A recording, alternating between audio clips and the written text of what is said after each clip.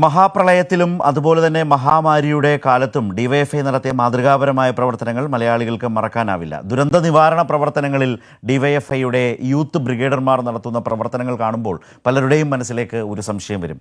ഇത്തരം മേഖലയിൽ പ്രവർത്തിക്കാൻ ഇവർക്ക് പരിശീലനം ലഭിച്ചിട്ടുണ്ടോ എന്നതാണ് ആ സംശയം. അതിനുള്ള ഉത്തരമാണ് അടുത്ത റിപ്പോർട്ടിൽ.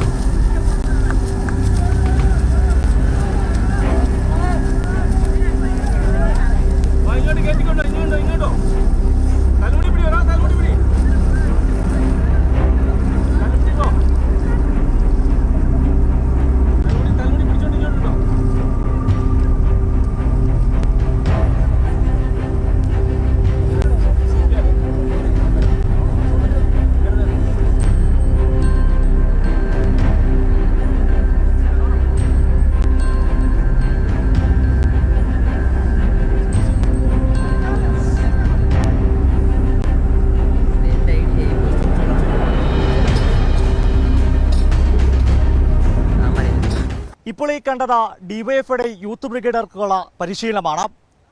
ദുരിത സമയത്ത് എങ്ങനെ പെരുമാറണം, അല്ലെങ്കിൽ ആ ഘട്ടത്തിൽ എങ്ങനെ രക്ഷാപ്രവർത്തനം നടത്തണമെന്നുള്ള പരിശീലനമാണത്.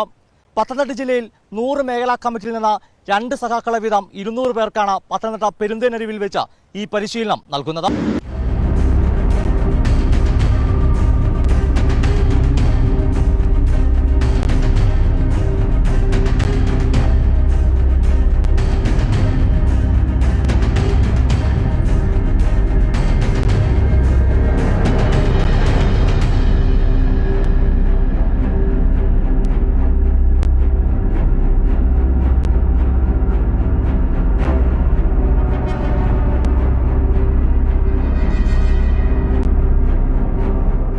ഡിവൈഎഫ്ഐയുടെ നേതൃത്വത്തിൽ കേരളത്തിലെ ഒരു പ്രതിരോധ സേനയായി സാധാരണക്കാരെ, ജനങ്ങളെ, നമ്മുടെ നാടിനെ എല്ലാം സംരക്ഷിക്കുന്നതിനാവശ്യമായി പ്രതിരോധ പ്രവർത്തനത്തിന് നേതൃത്വം കൊടുക്കുന്നതിനാണ് ഞങ്ങൾ ഡിവൈഎഫ്ഐയുടെ യൂത്ത് ബ്രിഗേഡിനെ വിഭാവനം ചെയ്തത്.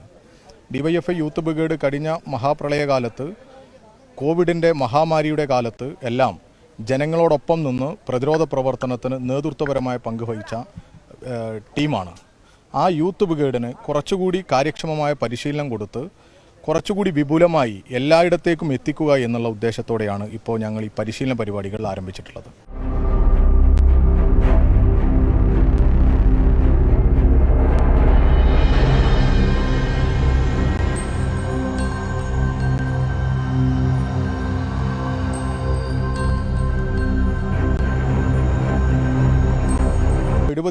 ോളം വോളണ്ടിയേഴ്സ് സന്നദ്ധരായി യൂത്ത് ബ്രിഗേഡിൻ്റെ ഭാഗമായി ഈ കേരളത്തിൽ ഉണ്ടാകും.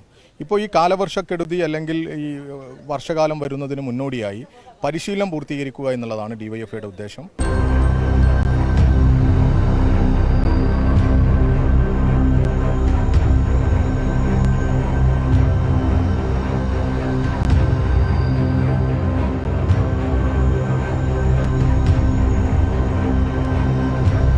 യൂത്ത് ബ്രിഗേഡിന്റെ പരിശീലനം എത്തിയപ്പോഴാണ് ജോൺസി മാത്യുവിനെ കണ്ടപ്പം നല്ല പരിചയമുള്ള വ്യക്തിയാണ്. കാരണം മുമ്പ് വെണ്ണിക്കുളത്തൊരു കുടുംബം, വൃദ്ധരായ 2 ആളുകൾ കാറിൽ ഒഴുക്കിൽപ്പെട്ടപ്പോൾ അവരെ സാഹസികമായി രക്ഷപ്പെടുത്തിയ ഒരു ചെറുപ്പക്കാരിൽ അന്നത്തെ ഡിവൈഎഫ്ഐയുടെ മേഖലാ കമ്മിറ്റിയിൽപ്പെട്ട ആളാണ് ഈ ജോൺസി മാത്യു.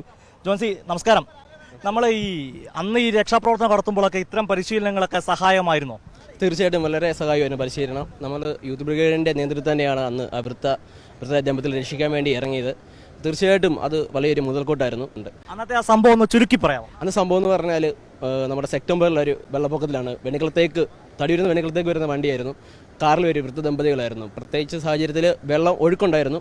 വെള്ളത്തിൽ വന്ന വണ്ടി നേരെ ഒഴുക്കിപ്പെട്ടു തോട്ടിലേക്ക് പോവുകയായിരുന്നു. അപ്പോൾ നമ്മുടെ 2 സഖാക്കൾ, ഞാൻ ഉൾപ്പെടെ 2-3 സഖാക്കൾ കണ്ടിരുന്നു. അവർ പെട്ടെന്ന് തന്നെ വെള്ളത്തിലേക്ക് എടുത്ത് ചാടി. ആ വണ്ടി നിയന്ത്രിക്കാൻ നോക്കിയിട്ട് നടന്നില്ല.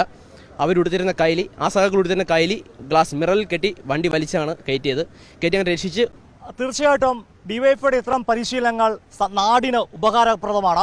നമുക്കറിയാം, മഹാപ്രളയത്തിൻ്റെ കാലഘട്ടത്തിലും കോവിഡിൻ്റെ കാലഘട്ടത്തിലും വളരെ മാതൃകാപരമായി തന്നെയാണ് ഡിവൈഎഫ്ഐയുടെ യൂത്ത് ബ്രിഗേഡിയർ പ്രവർത്തിച്ചിരുന്നത്. പത്തനംതിട്ട പെരുന്തേനരുവിൽ നിന്ന് ക്യാമറോൺ ഗോപകുമാറിനോടൊപ്പം സുജു ടി ബാബു, കൈരളി ന്യൂസ്.